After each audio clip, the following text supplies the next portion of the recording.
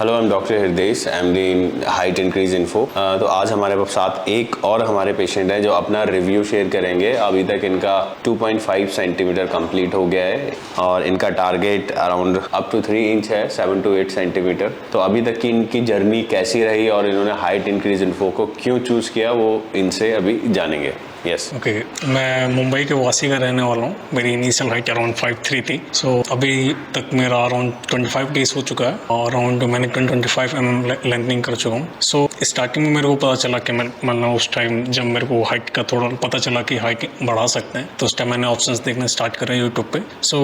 सबसे पहला वाला जो चैनल आया वो मतलब हाइट इंक्रीज इन्फो का ही था। फिर मैंने बाकी थोड़ी वीडियोस देखी कि कैसा है कैसा नहीं है। कितने टाइम तक आपने रिसर्च की, कितना टाइम लगा? अराउंड मेरे 1 मंथ का डिसीजन लेने में टाइम लगा था। मेरे को ज़्यादा टाइम नहीं लगा था क्योंकि मेरे को थोड़ा लगता है इंडिया में थोड़ा बेटर लगा कि चलो यहाँ ठीक है, और बाकी मैंने कंसल्ट करा तो उसके बाद मेरे को ठीक ही लगा। इन कंपैरिजन मैंने एक बार और दूसरी जगह ट्राई करा था, लेकिन वहाँ पे मैंने सिर्फ बात करा था जस्ट पूछने के लिए कि कैसा पॉसिबिलिटी है कि नहीं। तो अगर मैंने सेंटीमीटर वगैरह पूछा था तो पर मेरे को ऑब्वियसली मेरे को ठीक नहीं लगा था बातों से। तो मैंने ठीक है, मैंने चॉइस लिया मेरे को यहाँ करना है। उसके बाद मैंने ऑफकोर्स मैंने अपनी फैमिली में भी डिस्कस करा था। मेरी फैमिली में कोई डिसएग्रीमेंट नहीं हुआ इसके रिगार्डिंग, बिकॉज हाइट बढ़ाने का डिसीजन थोड़ा फैमिली पॉइंट ऑफ व्यू से भी थोड़ा डिसीजन है। मैंने अपने फैमिली में डिस्कस करा, मेरे को बाकी सब मैंने डिस्कस करा, तो आउटकम ठीक है निकला। उसके बाद मेजरली मैंने दोबारा कंसल्ट करा हाइट इंक्रीज इन्फो को दोबारा। तो उनके बाद फिर मैंने थोड़ा एडवांस पेमेंट रिक्वायरमेंट था, उसके लिए एडवांस पेमेंट करा।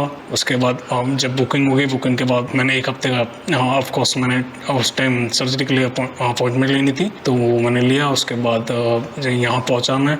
यहाँ पहुँचने के बाद 2-3 दिन बाद मेरा यहाँ पे सर्जरी का डे आ गया। उसके बाद मैंने सर्जरी कराई। सर्जरी के अराउंड 1 या 2 दिन तक हल्का फुल्का मतलब काइंड ऑफ पेन रहता है, हल्का सा, नॉट सीवियर लेवल पे कभी पेन नहीं जाता। और बाकी थोड़ा सा जो काइंड ऑफ पेन लगता है वो थोड़ा साइकोलॉजिकल आई वुड से, वो थोड़ा डिस्कम्फर्ट आई वुड से ऐसा रहता है। बाकी कभी अराउंड मेरे को 25 दिन हो गया, कोई भी सीवियर पेन काइंड ऑफ ऐसा नहीं है। नॉर्मल डे टू डे वाले काम करने में आई वुड से थोड़ा सा डिस्कम्फर्ट रहता है इन कंपेरिजन। वो सर्जरी के जितना दूर जाओगे आप डेट से उतना थोड़ा। तो इनिशियल कितने दिन तक आपको ज़्यादा वो डिस्कम्फर्ट रहा, डिस्कम्फर्ट या पेन? थोड़ा मैं कहूँगा मेरे को पहला, दूसरा और तीसरा दिन तक मेरे को डिस्कम्फर्ट ज़्यादा रहा था, क्योंकि उस टाइम नया फ्रेम लगा है, थोड़ा पैर कैसे रखना है, किस पोजीशन में रखना है, उस टाइम थोड़ा लगता है उस टाइम तक। पर उसके बाद धीरे धीरे बॉडी अराउंड 1 हफ्ते बाद 1.5 हफ्ते बाद तो बिल्कुल थोड़ा कम रियलाइजेशन हुआ। अभी मैंने पैर रखा हुआ, मेरे को उस टाइम कुछ भी ऐसा पता नहीं चला।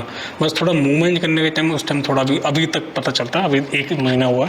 और इनिशियली अभी तक अब डेली एक्टिविटी में कोई दिक्कत, और यहाँ आप रहते हैं घर से दूर एकदम, तो टाइम स्पेंड करने में वैसे कोई दिक्कत तो नहीं होती? मतलब डेली एक्टिविटी में अपनी खुद से कर पाते हैं? और क्योंकि आप घर से दूर हैं यहाँ पे, यहाँ और कैसे कैसे आप टाइम स्पेंड करते हैं? क्या हाइट इंक्रीज इन्फो के साथ आपका कैसा एक्सपीरियंस रहता है अभी तक, क्या है उसके बारे में?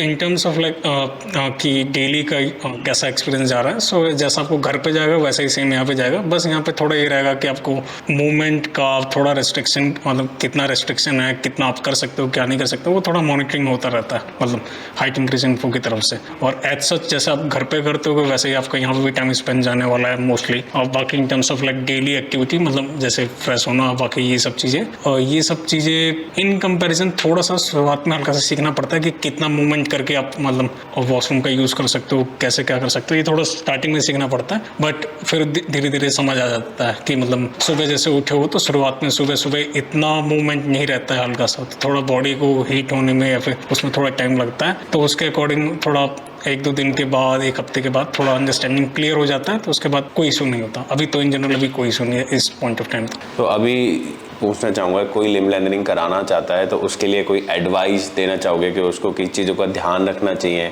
मेजरली डिपेंड करता है कि आपके पास प्लान आपने कब का करा हुआ है। मे प्लान में भी डिपेंडिंग ऑन आपका वर्क प्रोफाइल कैसा है या फिर आप कैसा कर रहे हो। तो मेजरली अगर आपके पास अगर आपका 6-7 या ज़्यादा महीने का टाइम है, अगर आपको पता है कि मेरे को 6 महीने बाद कराना है, तो उसी के अकॉर्डिंग आप फिर अपना लेग का जो भी एक्सरसाइज है, मतलब जो भी स्ट्रेचिंग वगैरह कर सकते हो, वो जितना अगर कर पाओगे उतना आपको बाद में प्रॉफिट मिलेगा। मेरे को एडवांटेज इसका मिला है, मेरे को थोड़ा सा तो मेरे को लगता है इसका एडवांटेज है मेरे पास। और बाकी सेकंड मेजर एडवाइस, मतलब अगर आपने सोच लिया है कैसे, मतलब कि आपको करवाना ही करवाना है, तो थोड़ा साइकोलॉजिकली थोड़ा प्रिपेयर रहना वो ज़्यादा जरूरी है। मेंटली स्ट्रांग क्योंकि मैं अपना खुद बताऊँ, मेरे को जब सर्जरी के जस्ट आधे घंटे पहले तक भी मेरे को लग रहा था कि मेरे को ज़रूरत है कि नहीं है। भले बाकी सब फॉर्मेलिटीज़ हो चुका था, लेकिन उस टाइम तक मेरे को लग रहा था कि अभी भी ज़रूरत है कि नहीं ज़रूरत। तो ये बेटर रहेगा अगर आपने प्लान वे में करा हुआ 6-7 महीना या 3-4 महीने के बाद का वो करा हुआ है, तो वो आपको फिर थोड़ा सा मेंटेन करके रखना पड़ेगा कि साइकोलॉजिकली थोड़ा स्ट्रांग रहे आप।